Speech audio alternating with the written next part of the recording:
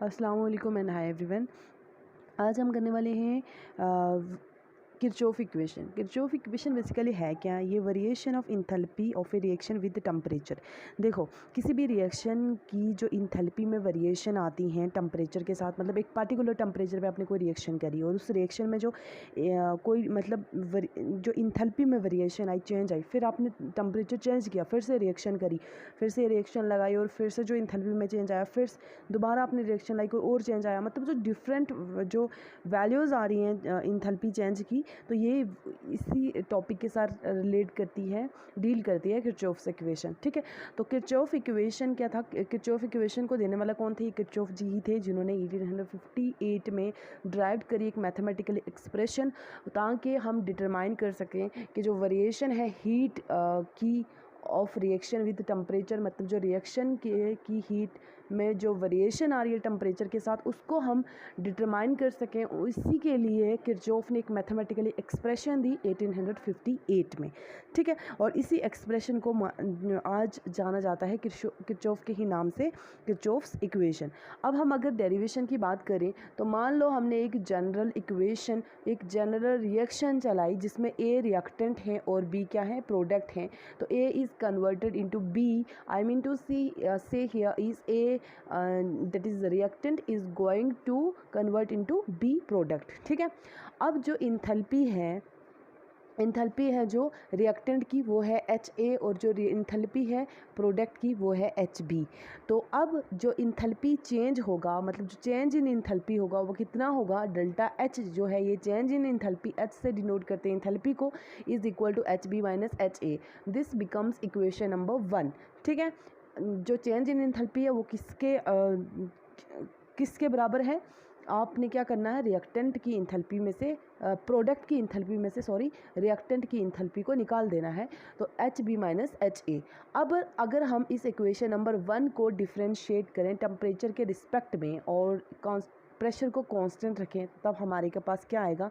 देखो, del is the differentiation है ना, तो delta H upon delta T है ना, delta H upon del T at constant pressure is equal to del और डेल्टा T। ये डिफ्रेंसिएशन के लिए यूज़ किए जाते हैं, इसको देख के घबराना नहीं, ये डिफ्रेंसिएशन के लिए यूज़ किया जाता है। ठीक है, और हम डिफ्रेंसिएशन किसके लिए कर रहे हैं? डेल्टा H की, तो delta H upon delta T at constant pressure is equal to del HB upon del T at constant pressure minus del HA upon del T at constant pressure. ये बन गई इक्वेशन नंबर 2। ये इस equation number 1 की differentiate form है equation number 2। अब हमें पता है कि जो change in enthalpy with respect to temperature at constant pressure, ये होती है हीट कैपेसिटी के बराबर। CP क्या है? हीट कैपेसिटी के बराबर। तो अब हम यहाँ देखो, डेल H डेल T दिख रहा है, हाँ जी दिख रहा होगा, यहाँ भी दिख रहा है डेल H डेल T। ठीक है, लेकिन यहाँ डेल H नहीं है, यहाँ डेल्टा है, तो इसलिए ये वाली नहीं, इन दोनों की जगह हम CP लगा सकते हैं। यहाँ पर CP B लगाएंगे, यहाँ पर CP A लगाएंगे, क्योंकि यहाँ पर B है और प्रोडक्ट और यहाँ पर A रिएक्टेंट।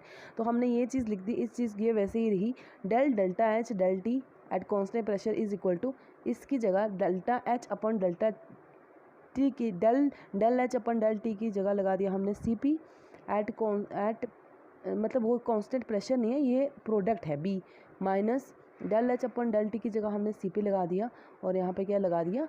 Reactant A। ठीक है, आई होप यहाँ तक आपको क्लियर हो गया होगा। अब चलते हैं हम कहाँ पर? यहाँ पर जी। देखो, अब हमने क्या किया? देखो, ये CP B माइनस CPA, ये क्या है? मतलब रिएक्टेंट की जो हीट कैपेसिटी माइनस प्रोडक्ट की हीट कैपेसिटी माइनस रिएक्टेंट की, तो जो इनमें डिफरेंस है वो चेंज ही है ना, तो चेंज को हम डेल्टा से रिप्रेजेंट करते हैं। डेल्टा CP लिख सकते हैं ना? हाँ जी लिख सकते हैं। तो हमने क्या कर दिया? Delta H upon del T at constant pressure is equal to delta CP। Delta CP क्या है? जो change in heat capacity of product and reactant. ठीक है, तो अब ये इक्वेशन नंबर 3 बन गई। अब इसी चीज़ को अगर हम वॉल्यूम को कांस्टेंट रखें, तो ये इस इक्वेशन को हम ऐसे भी लिख सकते हैं, delta E upon delta T at constant volume, मतलब जो change in internal energy with respect to temperature at constant volume is equal to change in heat capacity, ठीक है, at constant volume of reactant product and reactant. ये हम इस तरह से भी लिख सकते हैं और इस तरह से भी लिख सकते हैं। तो ये हो गया इक्वेशन नंबर 3। अब ये जो इक्वेशन नंबर 3 है, अब हम करते हैं इसी इक्वेशन नंबर 3 जो डिफरेंशिएट फॉर्म है किरचॉफ इक्वेशन की, इसी का हम इंटीग्रेशन करते हैं। अब इंटीग्रेशन की ज़रूरत क्यों पड़ी हमें, क्योंकि देखो ये जो इक्वेशन नंबर 3 है ना, ये स्मॉल टेम्परेचर डिफरेंस के लिए है।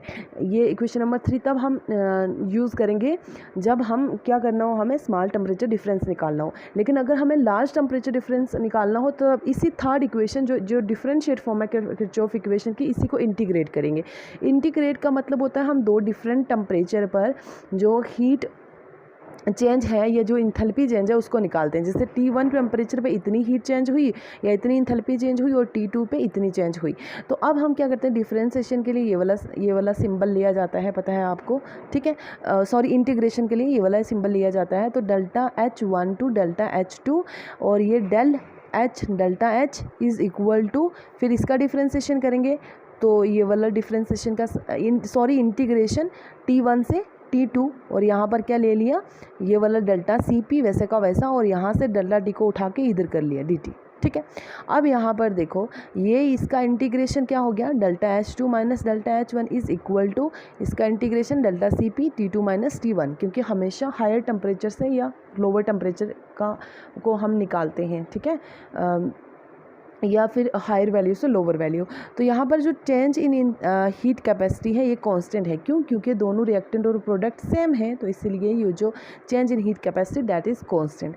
अब इस इक्वेशन को हम इसी इक्वेशन को रीअरेंज करके ऐसा लिख दिया, delta H2 is equal to delta H1 plus delta CP T2 minus T1। ये है किरचॉफ इक्वेशन, ये है integrate form of Kirchhoff equation. अब इस इंटीग्रेट इक्वेशन को आप तीन तरीके से लिख सकते हैं, या तो आप ऐसा लिखो, ये लिखोगे तब भी गलत नहीं होगा, या फिर ऐसे लिखो delta H2 minus delta H1 is equal to delta CP T2 minus T1, ऐसे लिखो तब भी सही। ये इसी को मतलब थोड़ा रीअरेंज कर दिया। अब इसको फर्दर रीअरेंज करके आप ऐसे भी लिख सकते हो, delta H2 minus delta H1 upon T2 minus T1 is equal to delta CP। तो आप तीनों में से कोई एक इक्वेशन या तीनों की तीनों लिख सकते हो आराम से, कोई भी इसमें कोई भी गलत नहीं है, ठीक है।